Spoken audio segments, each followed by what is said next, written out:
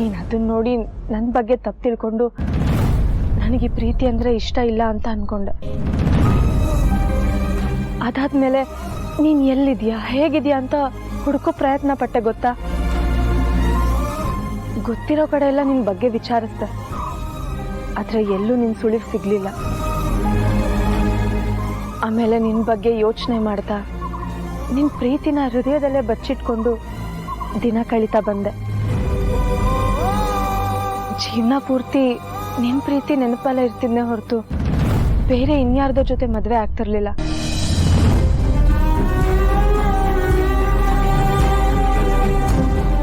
ನಾನು ನಿಮ್ಮನ್ನು ಅಪಾರ್ಥ ಮಾಡಿಕೊಂಡು ನನ್ನ ಫೋನ್ ನಂಬರ್ನು ಚೇಂಜ್ ಮಾಡಿದ ಕೆಲಸನೂ ಬಿಟ್ಟು ಎಲ್ಲಿಗೂ ಹೋಗಿದ್ದು. ಆದರೂ ಆಗಾಗ ನಿಮ್ಮ ಪ್ರೀತಿ ಕಾಡ್ತಾ ಇತ್ತು. ಆದರೆ ನೀವು ಅವತ್ತು ನಡ್ಕೊಂಡಿದ್ದ ರೀತಿಗೆ ನಿಮ್ಮ ಮೇಲಿರೋ ಕೋಪಕ್ಕೆ ನಿಮ್ಮನ್ನು ಯಾವತ್ತೂ ನೋಡಬಾರ್ದು, ಯಾವತ್ತೂ ಸಿಗಬಾರ್ದು ಅಂತ ಡಿಸೈಡ್ ಆದೆ.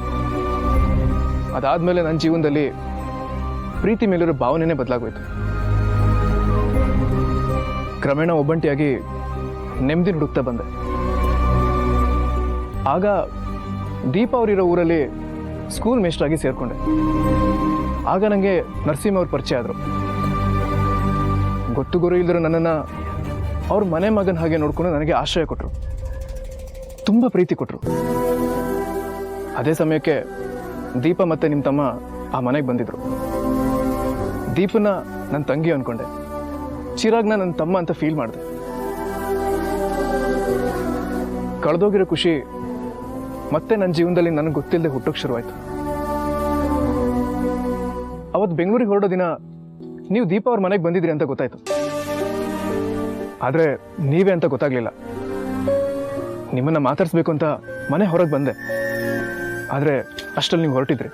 ನಿಮ್ಮನ್ನು ಕರೆದೆ, ಕೂಗದೆ, ಹಾಗೆ ಮರ್ಯಾದೆ. ಅದಾದ್ಮೇಲೆ ನಡೆದಿದ್ದೆ ಆ NGOದಲ್ಲಿ ನಡೆದಿದ್ದ ಘಟನೆ. ನೀವು ಮತ್ತೆ ನಿಮ್ಮ ಅತ್ತಿಗೆ ಅಲ್ಲಿಗೆ ಬರ್ತೀರಂತ ನಾನು ಕನಸಲ್ಲೂ ಅಂದ್ಕೊಂಡಿರ್ಲಿಲ್ಲ. ನಾನು ನೀವು ಅಲ್ಲಿಗೆ ಬರ್ತೀವಿ ಅಂತ ದೀಪನ್ ಗೊತ್ತಾಗಿ ನಮ್ಮಿಬ್ರನ್ನೂ ಒಂದು ಮಾಡ್ಬೇಕಂತ ತುಂಬ ಪ್ರಯತ್ನ ಪಟ್ರು. ಆದರೆ ಫೇಲ್ ಆದ್ರು. ಆದರೂ ಹಠ ಬಿಡದೆ ನಮ್ಮಿಬ್ರನ್ನ ಒಂದು ಮಾಡಬೇಕು ಅಂತ ಇಲ್ಲಿವರೆಗೂ ಕರ್ಕೊಂಬಂದಿದ್ದಾರೆ. ನೀವು ನಿಮ್ಮನೆಯವ್ರ ಹಾಗೆ ಸ್ವಾರ್ಥಿ, ನಿಮಗೂ ದುರಹಂಕಾರ ಇದೆ, ಶ್ರೀಮಂತರೆಲ್ಲ ಒಂದೇ ಅಂತ ಅಂದ್ಕೊಂಡಿದ್ದೆ. ಆದರೆ ನೀವು ಹೇಳಿದ ಮಾತು ಕೇಳಿದ್ಮೇಲೆ ಅದೆಲ್ಲ ಸುಳ್ಳು ಅಂತ ಗೊತ್ತಾಗೋಯ್ತು.